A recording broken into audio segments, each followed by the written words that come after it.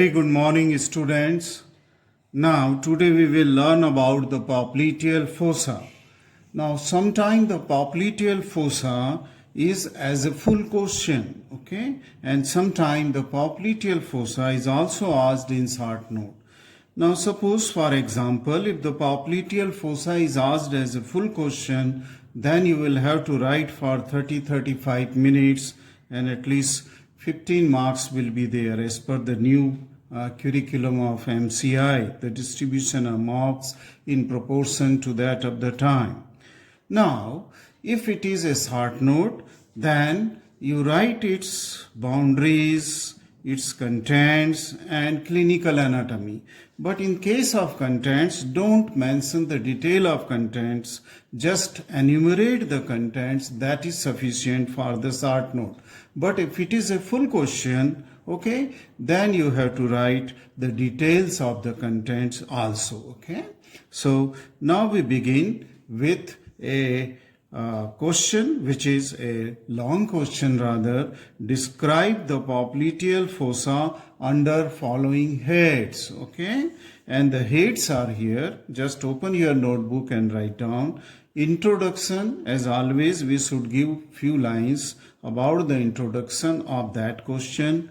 Then we will learn about the boundaries which are there along with the roof and the floor of this popliteal fossa. Then we will learn in detail about the contents because we are writing a full question. And then we will just also learn about the clinical anatomy of the popliteal fossa. So we begin with the popliteal fossa. Introduction. The first thing is the introduction. In the introduction, you will have to write that the popliteal fossa is a hollow space, okay. When you flex the knee joint, then put your hand onto the back side of the knee joint. There is a presence of a hollow space, okay, and that is the popliteal fossa, posterior to the knee joint, okay. Now this fossa is otherwise in standing or extended position of the knee joint is not seen. Rather, a bulging is seen on the posterior aspect of the knee joint in place of a hollow space, okay. Now this popliteal fossa is a diamond shaped space which is bounded by the muscles surrounding to the knee joint on posterior aspect. Above these are the hamstring muscles, okay, coming from the back of the thigh, and below they are the muscle of the calf, that is gastrocnemius, okay, and lower down it will be soleus also, okay. So that is the reason why the hollow space is seen because it is in the depth and surrounded by the muscles, okay, surrounded by the muscles, right. Now this fossa, that is popliteal fossa, is also important because here the blood vessels and nerves, I mean to say vein and artery, the blood vessels from anteromedial aspect of the thigh, that is femoral artery and femoral vein, they come to lie on the posterior aspect of the leg, okay. So from anteromedial to posterior aspect of the leg, thus the fossa is an intermediate station through which it will come to the lie onto the posterior aspect of the leg. That's why the relationship of these vessels with that of the nerve also changes here because of the rotation of the limb here, okay, rotation of the limb, right. So we come after introduction to the boundaries, okay, and for boundaries I have drawn the 2 or 3 small diagrams on this aspect of the page, okay. So let us come the boundaries, and I am taking the first boundaries as the floor, okay, or the anterior wall of the fossa, okay. So this is the floor. I will say the floor, okay. Now floor is formed by the posterior aspect of the lower end of the femur, okay, where the popliteal surface of the femur is present. This is So this part, okay, lower part of the femur on its posterior aspect above the condyles, the medial and lateral condyles, okay, above the medial and lateral condyles, right? Then this will be formed by the floor. Floor means anterior wall, as I said. In anatomical position, it will be the anterior wall of the fossa. When you are standing in anatomical position, it will be formed by the capsule of the knee joints. These are two condyles and the upper end of the femur. And if I draw the capsule here, this will be the capsule of the on the posterior aspect of the knee joint. Okay, this is the capsule on posterior aspect of the knee joint, right? So the popliteal surface of the lower end of the femur, the capsule of the knee joint, and this capsule of the knee joint is well supported on the posterior aspect by an oblique popliteal ligament, okay, running from medial lower side, that is from medial epicondyle of the tibia towards the lateral condyle of the femur. That means capsule covering to the lateral. So this is called as oblique popliteal ligament. So what is the so the anterior wall or the floor in the middle part? It is not only capsule, but it is well supported by very strong oblique popliteal ligament, okay, running from below upward obliquely, okay. It is said that this is a modified tendon of the muscle which is attached onto the medial condyle, semimembranosus, on the medial condyle of the tibia that sends its tendon upwards, okay, upward, oblique popliteal ligament. Okay, I will write down here oblique popliteal ligament, oblique, and this is the capsule of the knee joint seen from posterior aspect. Then in the lower part, the floor is formed by the posterior surface of the upper end of tibia above this oblique line, okay, oblique line. And this triangular area in its upper part is occupied or gives insertion to the muscle, and this muscle is called as popliteus muscle, okay. So there is a muscle covered, this upper part is covered by the muscle, and the tendon of this passes towards the lateral side. So this is the tendon, okay, and this tendon is going here, and this is the popliteus muscle. So this popliteus muscle is covered by a fascia. So not only the popliteus muscle, but a fascia covering to the popliteus muscle will be the floor. So I am just covering this popliteus muscle by the fascia through the green line. So these are the structures which forms the floor of the popliteal fossa. That means it is directly in relation to the bones and the capsule of the joint and the oblique popliteal ligament of the joint, okay, deeply situated floor. Right, once you have known the floor, which is also called as anterior wall, let us see what are its boundaries of this popliteal fossa. Now this popliteal fossa is having a supromedial boundary. See this supromedial boundary. I just covered the floor. Let us see the supro. And supromedially it is formed by the muscles which are running obliquely. These muscles which I have shown here, okay, you can see these here, right, in this second diagram. Okay, this is the medial side, this is the lateral side of the diagram, and this diamond shaped space is the popliteal fossa, and we are drawing its boundary. These are the two muscles which form the supromedial boundary. Which are these two muscles? Semimembranosus and semitendinosus. Semimembranosus, just please keep on writing. and a semimembranosus is more anteriorly as compared to the posteriorly placed semitendinosus tendon.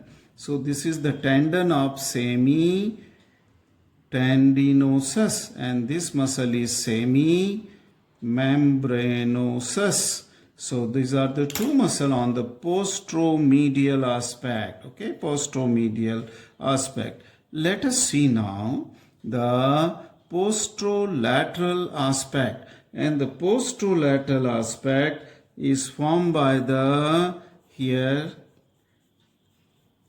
that is posterior, not lateral aspect, that is the supralateral, not posterolateral. Just I was thinking something else. Okay, so this is the posterolateral suprolateral boundary, and this was supromedial boundary. So supromedial and suprolateral boundaries. Suprolateral boundary is formed by the biceps. Okay, there are two heads of biceps, a long head and a short head of the biceps femoris, and they form the suprolateral boundary, not the suprolateral. And here it is the semimembranosus and semitendinosus. They are forming the supromedial boundary. Okay, so here.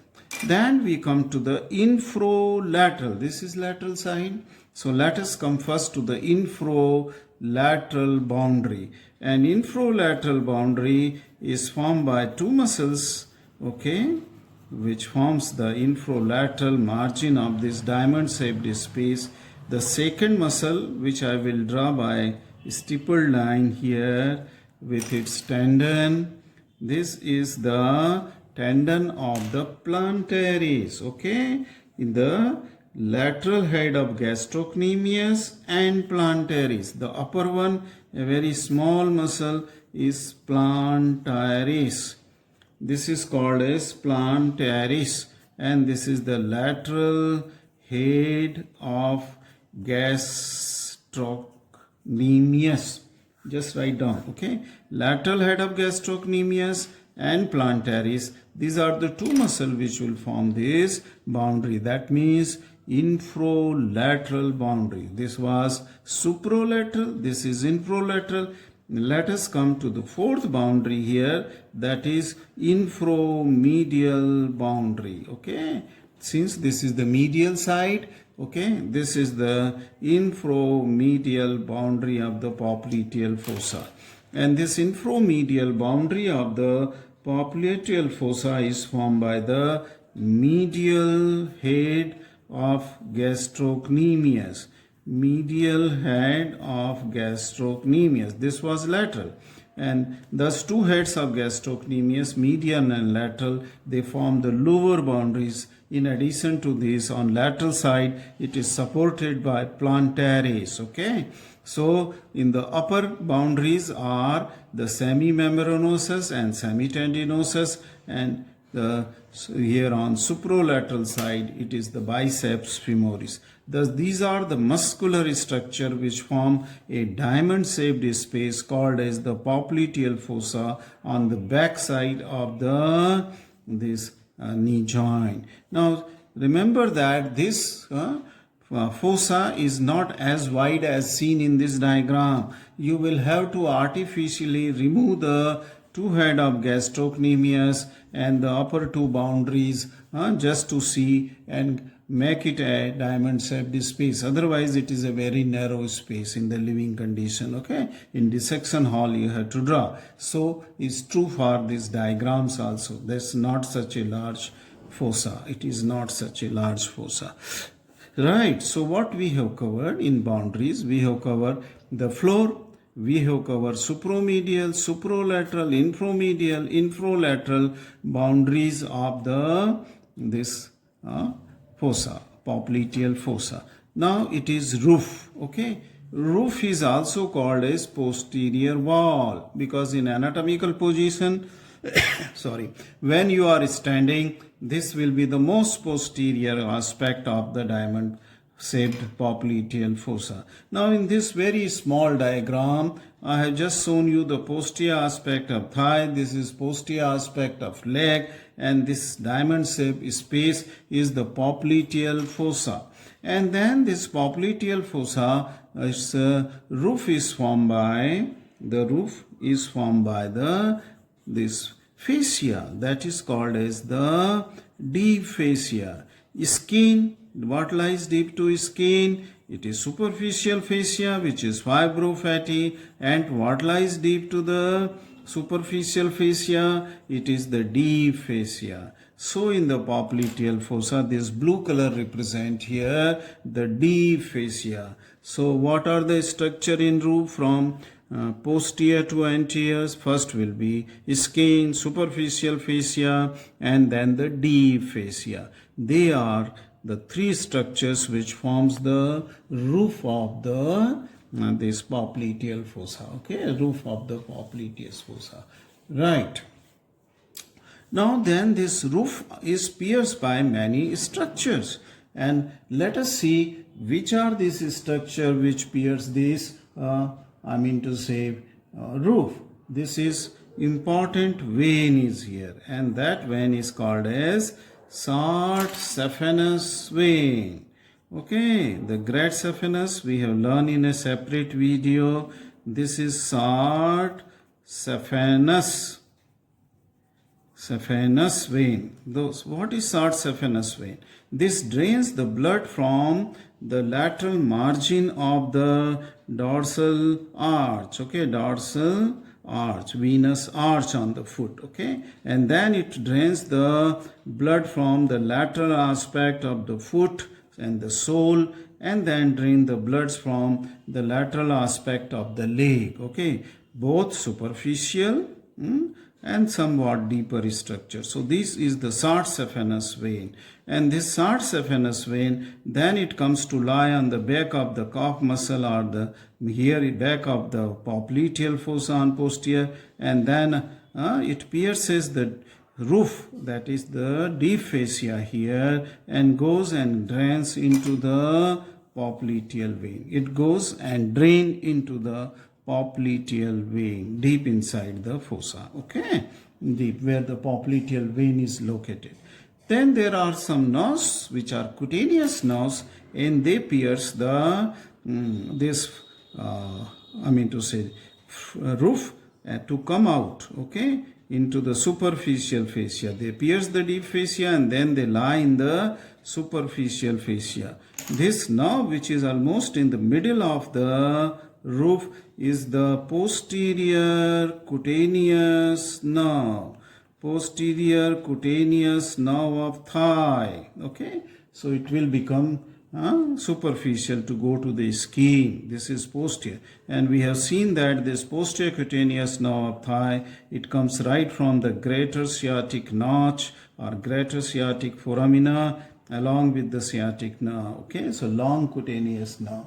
Then there is on the lateral aspect, this nerve is called as the sural communicating nerve. Okay, this is a branch from the this lateral nerve, that is the common peroneal nerve. So this is called as sural communicating nerve. Write down please, sural communicating nerve. Okay, this is a cutaneous for the leg, lateral aspect of the leg.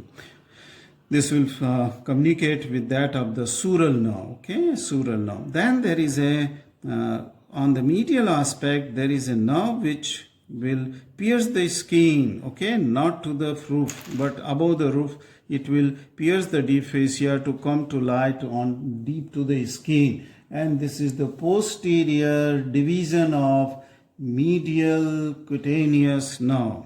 Posterior division of medial cutaneous nerve of thigh. Okay, just I will write in short, posterior division of medial cutaneous nerve of thigh.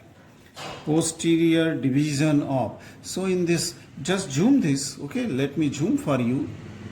Okay, just zoom. See this. This is the roof ultimately. Okay, this you are seeing the structures piercing the roof in this lateral cutaneous and say posterior division of medial cutaneous nerve of thigh. So these are the structures which are piercing the are going inside the vein, and the nerves are coming out through the roof, okay, very close to the roof. So this completes the boundaries including floor and that of the roof, okay, floor and that of the roof.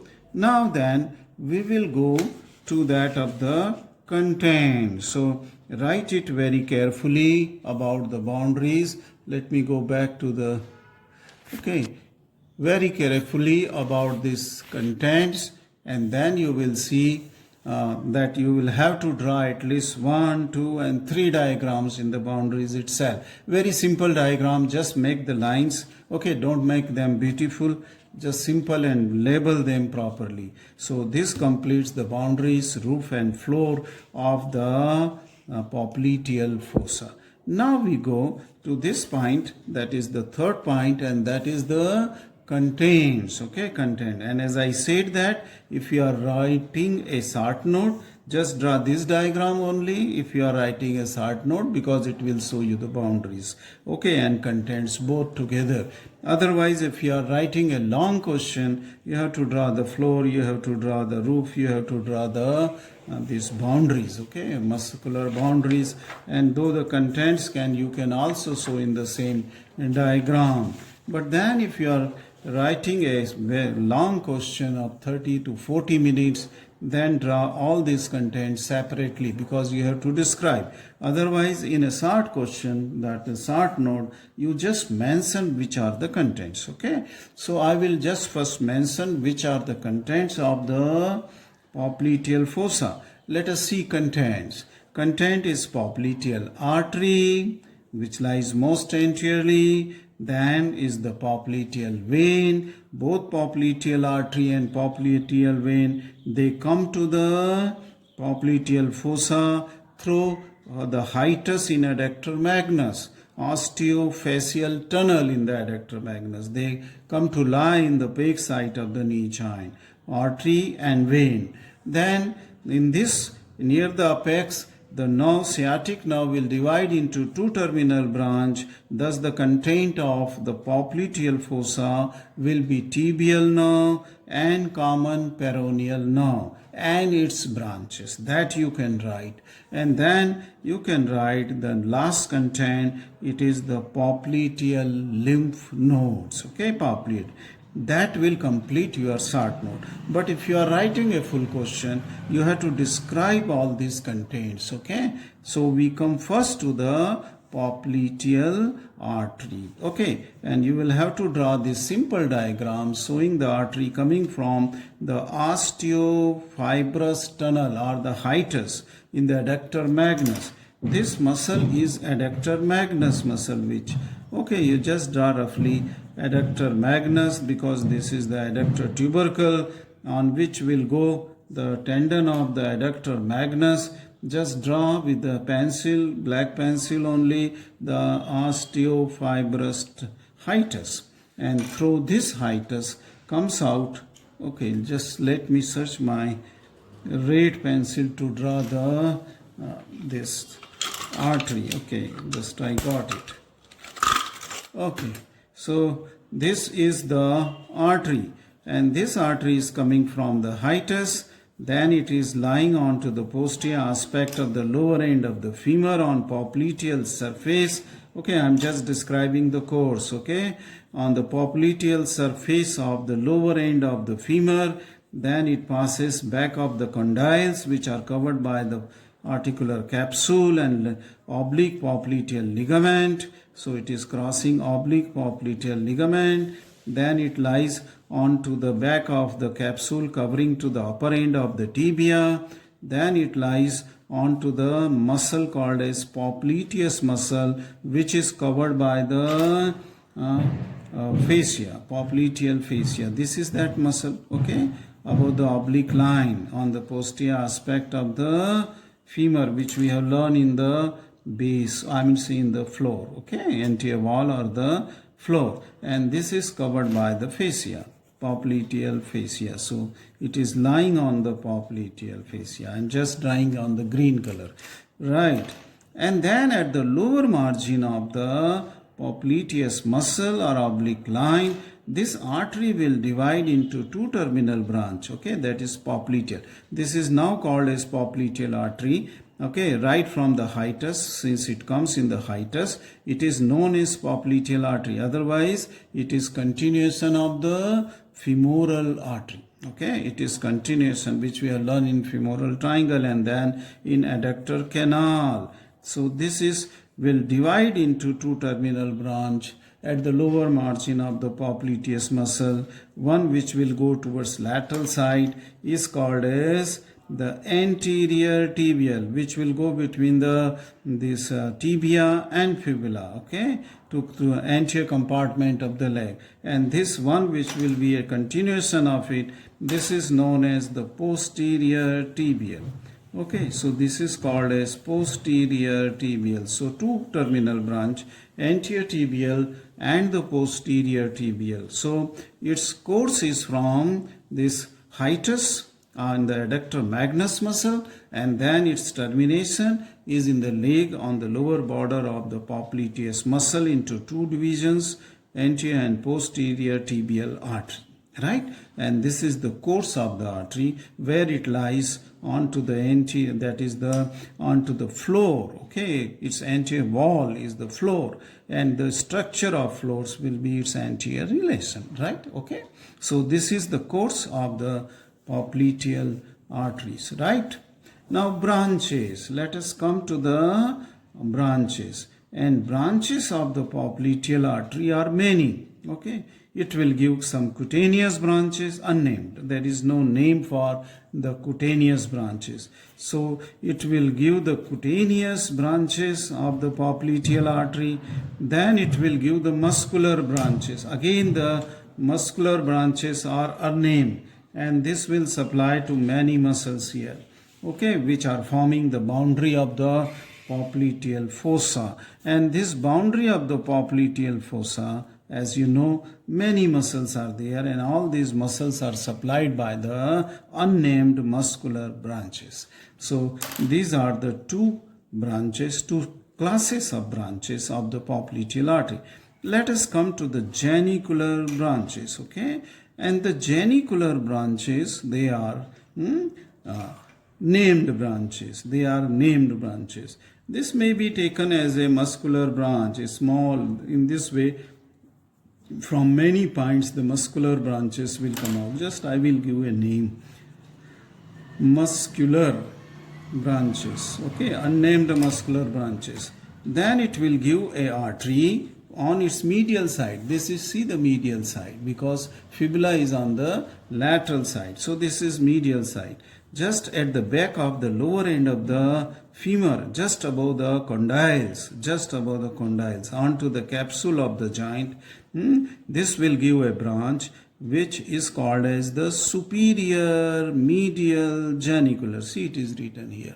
Superior medial, because it is medial side, because there will be another branch here which is given onto the posterior aspect of the upper end of the tibia, which winds around the medial condyle of the tibia here, okay. And this passes deep to the medial collateral ligament, okay, deep to the ligament of the knee joint, okay, which is called as medial collateral ligament. Most of these genicular branches, they passes deep to the ligaments, okay. So this will be called as then inferior medial in genicular branch, okay, genicular. So, and they will wind around the bone and will go on to the anterior aspect, okay, they will go on to the anterior aspect. So these are the genicular, two genicular branch from medial side, but then there will be two more genicular branch from lateral side, and this is called as just opposite to the medial genicular, superior, there will be superior lateral genicular. See, this is superior lateral genicular. Along with me, you keep on drawing, okay, with your pencil, okay, the superior lateral genicular. And similarly, there will be just like medial side, there will be a inferior lateral genicular. Inferior lateral. So how many geniculars are there? 4. But there is a fifth also. So inferiors. 2 superior and 1 pair are superior and 1 pair of inferior. They are called medial and lateral genicular means what? That means they are going to form an anastomosis around the knee joint and supply the joint. Geni means joint. Okay, so these are the branches for joint which will form a rich anastomosis of the arteries, arterial anastomosis around the knee joint, with the branches coming from above, branch from femoral, branch from the descending branch of profunda femoris, the descending branch of the fourth perforating artery, and from below also there may go the branch from the posterior and anterior tibial artery upward. Okay, ascending branch. Okay, ascend, and all these branches, they will anastomose with each other to form a genicular anastomosis or arterial anastomosis around the knee joint. Now then, there is a fifth branch, and this fifth branch takes origin almost from the middle of from the posterior aspect of the joint, and this branch is called as the middle genicular branch. This is called as middle genicular. There were 2 superior, there are 2 inferior, medial and lateral, and this is single. That's why it is called as middle genicular branch. And this pierces, okay, the oblique popliteal ligament. I said that posteriorly this artery is lying on the floor, and floor was formed in an intermediate part by the capsule, and capsule was supported by oblique popliteal ligament, okay, which was nothing but the extension of the tendon of the semimembranosus after its attachment onto the medial groove of the medial condyle of the tibia, right? So this artery is important. The rest of the artery, they were forming the arterial anastomosis on the superficial aspect of the joint capsule, and then they were supplying to the joint. But this artery is directly piercing and going inside the deep to the capsule, where it will supply the articular capsule and the synovial membrane. Which one? The middle genicular branch. Okay, middle of this popliteal artery. Write this, complete the popliteal. If you can write this much with a small diagram is enough. Okay, and then we come to the popliteal vein. Okay, let us come to the popliteal vein. So now the popliteal vein have some relation which is changing as it is coming from the hiatus to that it goes downward, okay, out of the popliteal fossa. So let us see what is the relation of the vein and artery. Okay, our vein, similar to the artery, comes out through the hiatus, that is the hiatus osteophyseal, hiatus of the adductor magnus muscle. So first let me mark the artery so you can. So this I am just making a content. If you are writing only short note, just draw this diagram. This is artery, that is called as popliteal artery. Okay, so this is artery which is coming, going. See, this is artery, and then I will draw the vein, that is the popliteal vein. This is popliteal vein here. This is the medial aspect, this is the lateral aspect. So this is the popliteal vein, and here the popliteal vein lies superficial to the artery and crossing it. That relation we have to learn. Okay, how it crosses superficial to the artery, because artery is deepest, as we have learned just now, right? Just lying on the floor of our anterior wall, floor or the anterior wall. And this artery is crossing from medial to lateral. Vein is also crossing from medial to lateral, but it is also crossing the femoral artery from lateral to medial. And another content in short note which you can draw and write here, it is that nerve which is called as the tibial nerve. Okay, the tibial nerve. And here onto the lateral wall of the supralateral wall lies a common peroneal nerve. So label it as common peroneal. Common, that is a terminal branch peroneal, because it will supply to the peroneus compartment, and this is the tibial. Okay, tibial nerve. Okay, this is the tibial nerve and common peroneal nerve. So now the relations of this three structure, where they are lying in the fibrofatty tissue. They are just not lying as such, they are embedded within the fibrofatty tissue of which is the another content of the popliteal fossa, in which many lymph nodes are also lying more towards the artery, where the floor which is lying on the floor. These are the popliteal group of the lymph node. And this popliteal group of the lymph node, it drains to, as I said, to the territory of the small saphenous vein. And in territory of small, I told you that it begins from the lateral end of the dorsal venous arch, and then it drains the lateral side of the foot, that means dorsal as well as plantar aspect, then some posterolateral aspect of the calf muscles or leg. Okay, both. This lymphatic will drain not only the superficial skin fascia, but it will also drain the deeper muscular structure, and all these lymphatics, they will end in this lymph node, and from here the efferent lymphatics will go to the inguinal group of lymph node. Okay, thus the whole limb, lower limb, is now ultimately is draining into the inguinal group of the lymph node. Those, if you are writing short note, this much is enough. Okay, let us come to this another aspect here of the vein here. Okay, vein, that was the popliteal vein. And popliteal vein tributaries, I have shown you the relation. It's say proximal and distal course, I have told you. Now this vein will then have the tributaries of small saphenous.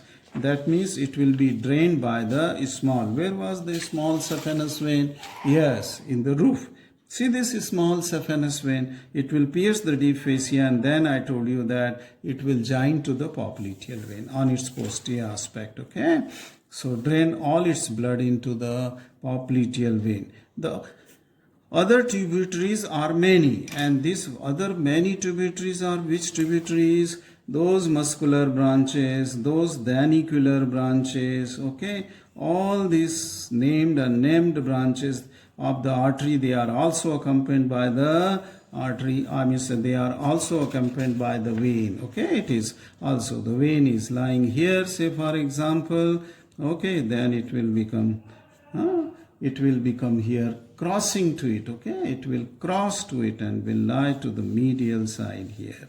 Okay, so this is how the vein which lies laterally first, then it will become. Okay, if you want to draw it in this diagram itself. So these are the tributaries of the vein, popliteal vein, right? Okay, I hope this vein, let me tell you the formation of this vein. The vein is formed at the lower margin of the popliteus muscle. Okay, and how it is formed? It is formed by the union of the anterior tibial and posterior tibial vein. And how the anterior and posterior tibial veins are formed? They are formed by the vena committantes. And what is vena committantes? You should know that the two vein just surrounding to the artery, the internastomos and forms, and these are called vena committantes, deep veins. And then anterior and posterior tibial vein, they will join to form the popliteal vein at the lower margin. That means beyond this lower margin of popliteus, okay, there is only anterior and posterior tibial vein. The popliteal begins from here, and then we know that it goes into front of the thigh as the femoral vein, as the femur. So popliteal, then it is continue as a femoral vein. So this completes your popliteal vein. Okay, now we come to the tibial nerve. Okay, we are writing a full question. See, so tibial nerve is a direct, terminal branch. See this is here you for nerve. I have just drawn a diagram, simple diagram. This is the sciatic nerve, which at the apex of the triangle, that is femoral fossa, not femoral, popliteal fossa. Here at the apex of popliteal fossa will divide into the tibial nerve.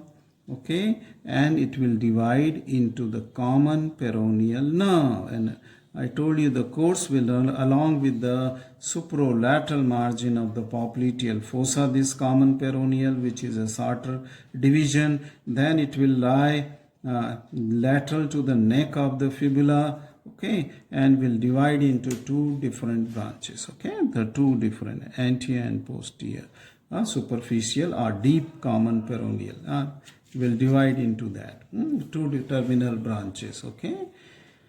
Right, then we come to the branches of tibial nerve, and tibial nerve, you know that it will just lie onto the posterior aspect of the limb, okay, that is leg, okay, posterior aspect of the leg.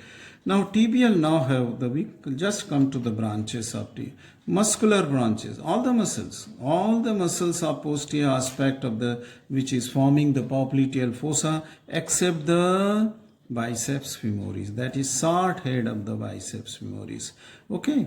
Otherwise, even long head, the gastrocnemius, the plantaris, the soleus, the semimembranosus, semitendinosus, all these muscles which are forming the boundaries of this popliteal fossa, they are supplied by the tibial nerve. They are supplied. Just remember that. They are, except the short head of the bicep. Note down in your notebook, which is not supplied by the tibial nerve, is a short head of biceps. Okay, then cutaneous. Important cutaneous branch of the tibial nerve is a sural nerve, which comes out, okay, after here the sural nerve may come out, okay, after lower part, and then taking origin from tibial. This is a long sural nerve, okay. It is a cutaneous branch, okay, important cutaneous branch, okay, that is sural nerve, right. And then after this sural nerve, let us come to genicular branches. And genicular branch are, three genicular branches are given by the tibial nerve. Which are those three genicular branches of the tibial nerve?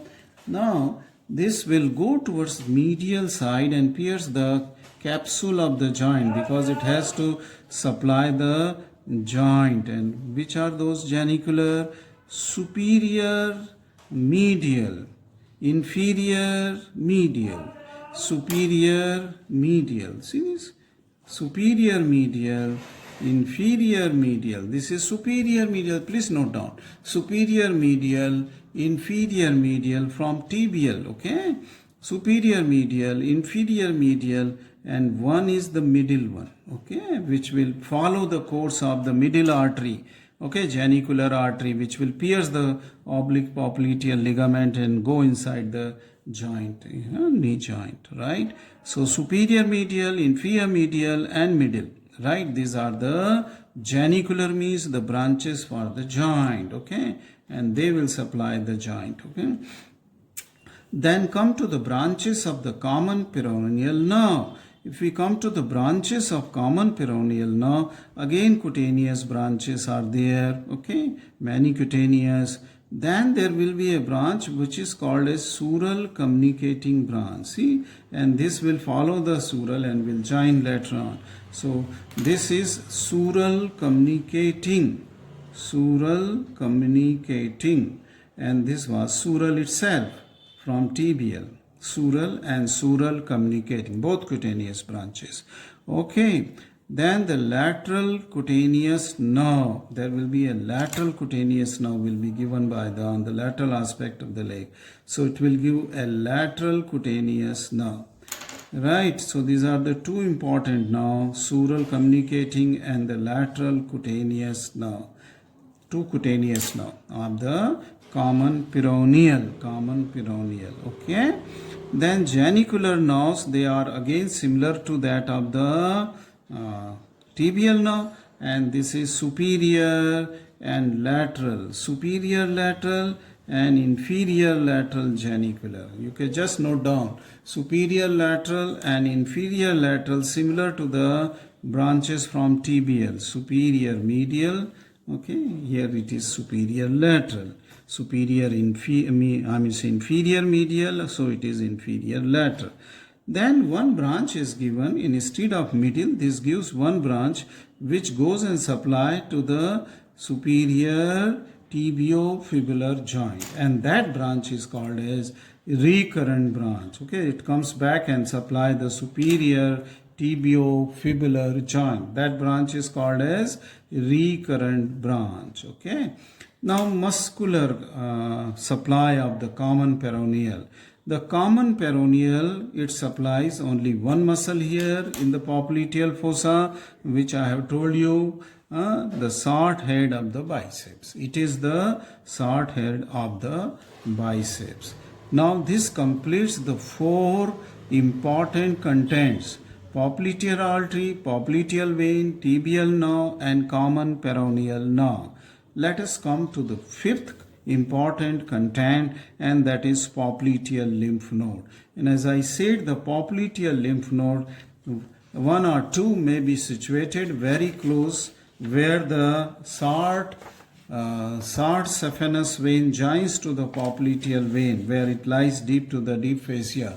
Okay, there one or two nodes can be there. Then the rest of the 4 or 5 small nodes, they are along with the course of the artery lying on the floor of the popliteal fossa, that is anterior wall. Okay, and I have told you already the areas drained by the popliteal group of the lymph node, right? Lastly, we come to the clinical anatomy. And clinical anatomy, that means the popliteal artery is an important site that to form the popliteal aneurysm. What is popliteal aneurysm? If there is a dilatation, okay, which takes place in the course of the popliteal artery, okay, ballooning which takes place, that is called as, and it is dangerous, it may rupture. Okay, so this is very common site. Popliteal fossa for popliteal aneurysm in the popliteal artery is very common, right? Then there should be sometime we need to feel the pulsation of the popliteal artery. Though the artery is very deeply situated, you have to ask the patient to flex the knee joint, and then deeply you put your fingers on both the hand and thumb on the patella or the anterior aspect of the knee joint, and with the deep pressure you can feel. Sometimes it is, otherwise it is not. Okay, popliteal lymph nodes, and this popliteal lymph nodes, if they are enlarged, you can very well feel. Okay, very well feel, and this will tell you that something is wrong in the area of drainage. An area of drainage of the popliteal lymph node, I have told you, there may be some cancer, okay, malignancy, or a severe infection in the area of drainage in the foot or in the leg. Okay, in the foot or in the leg. Then the cyst formation, sometimes a big swelling can be seen in the popliteal fossa, and that is maybe because of the cyst, and cyst is because of the inflammation and collection of the lot of fluid in the sinus, and sinus here is situated deep to the semimembranosus muscle against the tibial bone. That may get enlarged with a lot of fluid collection, and it may be as a cyst, closed sac may be seen. Or sometime the synovial cyst can be, that means the synovial membrane may protrude out through any gap on the posterior aspect, though it is well supported by oblique popliteal ligament, but sometime through a gap, if it is a opening or hole is there in the posterior capsule, then the synovial membrane and synovial fluid may form a cyst, and its swelling can also be seen in the popliteal region. This completes a long question on the popliteal fossa. And as I said, as per your need, you cut short the contents detailed. Only give the list of content if it is a short note. Okay? Otherwise, you will have to write everything which I have told you just in this lecture. Thank you very much for watching this. Always be in practice of sitting with the color pencils, and then keep on noting, because I cannot note so many things at a time when I am speaking. Okay, this will slow the lecture, and it unnecessarily it will take lot time. This lecture has taken almost 50 minutes. Okay, thank you very much.